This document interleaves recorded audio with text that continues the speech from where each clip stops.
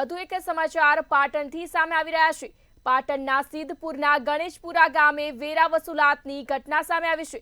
સમાચાર પાટણથી સામે આવ્યા, જ્યાં સિદ્ધપુરના ગણેશપુરા ગામે વેરા વસૂલાતને લઈ વિવાદ વકર્યો। પંચાયતમાં વેરો ભરનારે જ ડસ્ટબિન અપાતા હોવાની રજૂઆત કરવામાં આવી। સ્વચ્છતા અભિયાન કે પછી વેરા અભિયાન તેવા અનેક સવાલો પણ ઉઠ્યા। ત્યારે સ્વચ્છતા અભિયાન અંતર્ગત ગામમાં દરેક ઘરે ડસ્ટબિન અપાતા હોય છે, ત્યારે ગામના નાગરિક દ્વારા સોશિયલ મીડિયામાં વિડીયો વાયરલ કરી રજૂઆત કરવામાં આવી। સમાચાર પાટણથી સામે આવી રહ્યા છે, જ્યાં ગ્રામ પંચાયતમાં મનસ્વી નિર્ણય લેવામાં આવતો હોવાની રજૂઆત કરવામાં આવી। આવક અને જાતિના દાખલા માટે પણ ચાલુ વર્ષનો વેરો ભરવો ફરજિયાત છે, ત્યારે ગામમાં 6350 મકાનો સામે માત્ર 700 ડસ્ટબિન આપ્યા છે। પંચાયત કમિટી દ્વારા વેરો ભરનારને ડસ્ટબિન આપવાની પ્રાથમિકતા દર્શાવવામાં આવી। પૂરા ગ્રામ પંચાયતની અંદર બાળકો જે દાખલો લેવા માટે આવે છે એના માટે વેરા વસૂલાતનું પહેલા પૂછવામાં આવે છે। શું છે સમગ્ર આમાં એવું છે કે બાળકોનું આવકના દાખલાની પણ શાળામાં જરૂર પડતી હોય છે, જાતિના દાખલાની પણ જરૂરિયાત પડતી હોય છે, અને એમાં આવકના દાખલા માટે પંચાયતનું કોઈ પણ પ્રકારનું લેણું બાકી ના હોય એવા એક પ્રમાણપત્ર પછી જ આવકનો દાખલો નીકળતો હોય છે।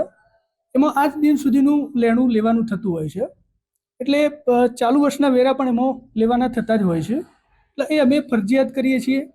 સરકાર પણ જે ગ્રામ પંચાયતની વેરા વસૂલાત વધારો હોય પૂરા ગ્રામ પંચાયતની આપણા દ્વારા રજૂઆત કરવામાં આવી છે। શું છે સમગ્ર હકીકત? રજૂઆતમાં એવું છે કે ગઈકાલે જે મોદી સાહેબના સ્વચ્છતા અભિયાન અંતર્ગત જે ડોલોનું વિતરણ થઈ રહ્યું છે કચરા માટેની, તો એના રિગાર્ડિંગમાં તલાટી સાહેબશ્રીનું કહેવું એવું છે કે જે વેરો ભરશે એને ડોલ આપીશું। એટલે શું આ વેરા વસૂલાત છે કે સ્વચ્છતા અભિયાન છે?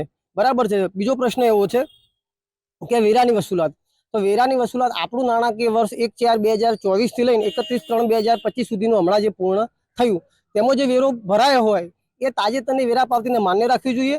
એની જગ્યાએ તલાટીશ્રીનું અને ટીડીઓશ્રીનું પણ એવું કહેવું છે કે ભાઈ એ વેરા પાવતી માન્ય ન ગણાય, તમારે ચાલુ વર્ષનો એટલે કે 1/4/2025 થી 31/3/2026 સુધીનો વેરો ભરવો। બરાબર છે। આપણે ઇન્કમટેક્સ રિટર્ન ક્યારે ભરીએ છીએ? ઇન્કમટેક્સ રિટર્ન આપણે વર્ષ પૂર્ણ થતા ભરીએ છીએ।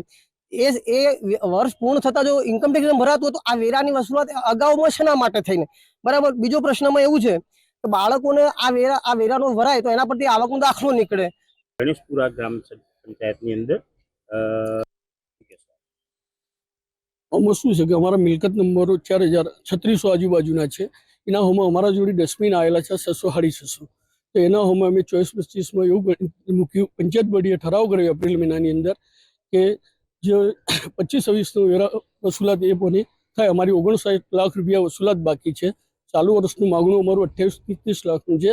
તો એ બાને અમારી થોડી વસૂલાત થઈ આધારે અમે પંચાયત બોડીએ